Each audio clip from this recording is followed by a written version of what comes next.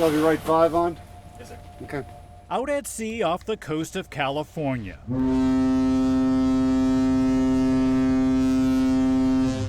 The USS Anchorage is searching for a gas station. Somewhere in this thick blanket of fog hides the Henry J. Kaiser, a Navy refueling ship. Left full rudder.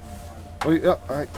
The trick is to bring the two ships closer together, but not too close. It is a little bit of a dance. A dance made more difficult when you can't see your partner. Without a good radar, this would have probably not been possible. Then, like a ghost ship, the Kaiser slowly comes into view. Executive Officer Joel Stewart says refueling at sea is nothing new to the Navy. This is a capability the U.S. Navy's practiced since before World War II, and it gives us the ability to refuel our ships at sea without having to stop. Still, Commander Stewart says it's the most dangerous maneuver the Navy performs. Members of his crew agree. I know the first time that I actually conned an unrep and actually had to drive alongside, it was very nerve-wracking. What makes it so nerve-wracking is the two ships will get as close as 200 feet apart. As the ships come together, matching speed and course, they create some dangerous hydrodynamics. You create what's called the Venturi effect, which is water flowing between two closer objects.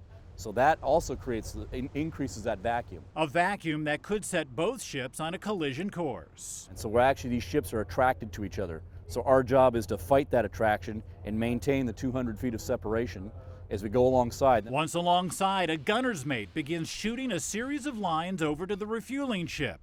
The lines are attached to rubber grenades fired from a rifle. One of the lines is called the phone and distance line. The line is marked every 20 feet, providing Stewart with some critical information. So I can manage that distance by looking at those numbers. Once the ships are linked, over comes the fuel nozzle. The most delicate part of the dance begins as 150,000 gallons of fuel is pumped aboard the Anchorage. Almost the entire crew is involved in the refueling. Even the backup systems have backups. Steering being the one thing I don't want to have fail right now. So I've got extra people manning steering, so I've got my triple redundancy set in place for steering. I have triple redundancy set in place for controlling my engines. I have extra lookouts on station.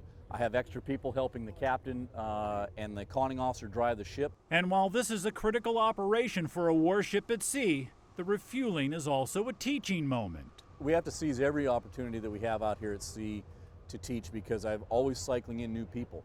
So, you know, these are not just young ensigns we're out here training to drive a ship. These are the future captains of the Navy. When the last gallon is pumped aboard the Anchorage, the giant gas nozzle is sent back over to the Henry J. Kaiser.